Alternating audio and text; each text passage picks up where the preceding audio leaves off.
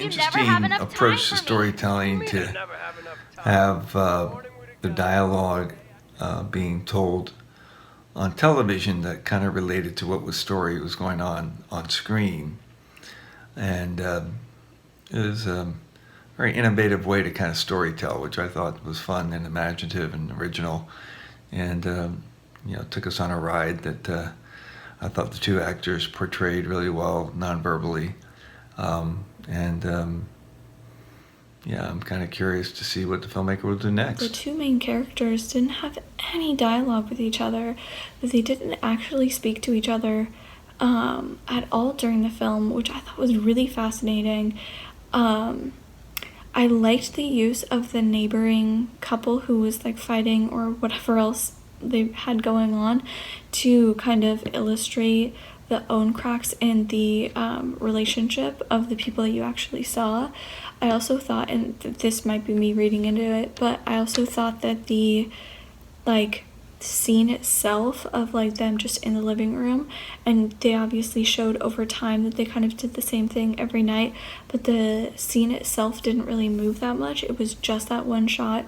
Definitely, to me at least, made me notice that their relationship was really stagnant and that they had definitely hit some sort of rut or something like that, where they were just kind of doing the same things every single day and there wasn't a whole lot of variation or anything like that, and that kind of lent itself to the relationship itself. I was sad to see that the relationship degraded over the next few minutes.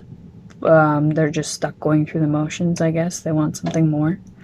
It's hard to watch because they obviously believe in love. They both, as separate persons, want to believe in love. I like the fact that most of their relationship was echoed back to them through the TV. I thought that was really creative. Although sometimes that larger-than-life depiction of love is unrealistic to measure against. And I think that's what they were doing, was comparing their relationship to everyone else's when maybe they should have just worked together instead of separately. This one was very sad and kind of depressing as well. I thought it was also very intriguing to try to understand their silence, what might have gone wrong with this couple. Why are they always watching something romantic on TV, but they don't seem to be in love anymore, or they can't communicate for some reason? So I loved the casting. This couple would really make sense in real life. It is a very good dynamic there, but I felt sad because it's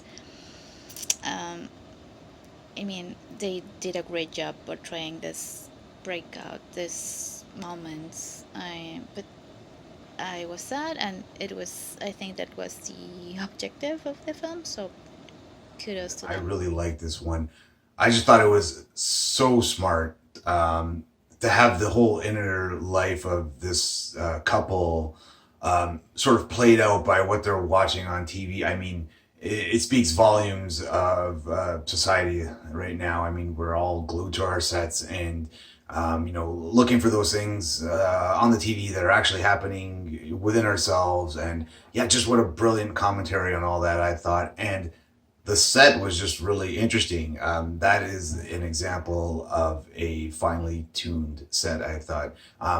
It's just so many interesting things. It's strong. It's a really strong piece. I feel like it demonstrates how long and complex stories can be told efficiently when using one location, because you're relying on repetition and kind of the ability to compare and contrast to show growth through a story and show how things are changing. And this film did that in a really it did it really well, through sound design, what it decided, what the filmmaker allowed us to hear versus not hear. A lot of really interesting choices. The performances were great.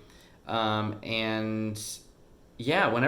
it's really nice to be able to tell a story in one location, basically with one shot almost. The filmmaker did a great job. Would love to see them take on a larger piece.